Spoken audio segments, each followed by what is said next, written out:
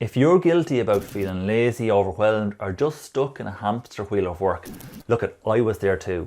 But I figured out a way to stay productive 99% of the time, where I could build multiple businesses and actually enjoy my life, even while dealing with ADHD. These strategies got me out of it. Now let's dive in. Number one is the drip matrix, the ultimate productivity system. If you feel stuck, you're just spending way too much time on the low value tasks. The drip matrix fixes that. D is delegate, offload low impact work. R is replace, build systems that can level you up. I is invest, learn skills that increase your value. P is produce, spend time doing what you love and what makes you money.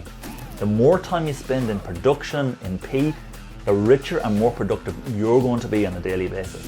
Number two then is stop wasting time. Get clarity on the next step. Most people procrastinate because they don't know what to do next. Identify your MINS, your MINS, your most important next step. For example, if you want a relationship, you need to start meeting people. That means getting on dating apps. Need a better profile? Get a haircut. What is the next action? Book the haircut. Always take that next step. Stop overthinking actions and just take the next step. We don't need to see the full picture, we just need to see the next step on the journey. Number three then is time versus money. Time is far more valuable than money, but most people trade time for money instead of creating leverage. Leverage money to buy time. Spend it on automation, outsourcing, education, and reinvest your earnings into skills. Focus on high leverage activities. Stop doing €10 an hour tasks and start doing €1,000 an hour work. Time is the only resource you can't get back, so spend it wisely. Number four then is the 4 C's of leverage. There are only 4 ways that we can actually leverage and scale your productivity. First C is code. Use automation or software to handle repetitive tasks. The next C is content. Create SOPs and documentation that can work things without you. The next C is capital. Use money to amplify your results. Number 4 then is collaboration. Build relationships, build teams to get work done at scale. Master these 4 C's and you'll multiply your productivity forever. Hey, it's Barry here. YouTube is only going to push out my content to those that subscribe, so if you're enjoying this, smack the subscribe button and be the first to get my latest weekly video. Now, let's get back to it. Number 5 then is the number 1 productivity killer. It's lack of consistency. Most people fail because they quit too early.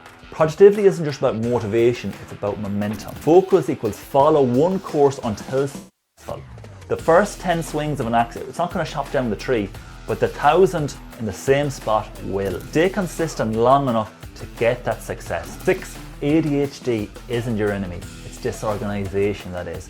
Most people use ADHD as an excuse instead of a challenge to overcome. Instead of taking pills, you can fix your environment instead, and that's going to make a massive difference. Create structured systems. Block time in your calendar. Use timers like the Pomodoro technique. Listen to focus music. Journal distractions instead of maybe chasing distractions. Structure beats disorder. Build a system that works for you. Number 7 then is the secret to staying on track. Find fun work. If you hate what you do, you never stay productive. Test different skills to find what lights you up. Follow this framework. What are you good at? What do you love doing? What does the world need right now? What can you get paid for?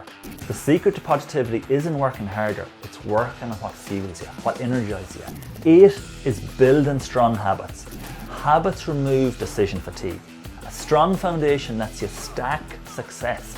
Productivity isn't about doing more, it's about doing what matters consistently. Design a repeatable routine that compounds success over time.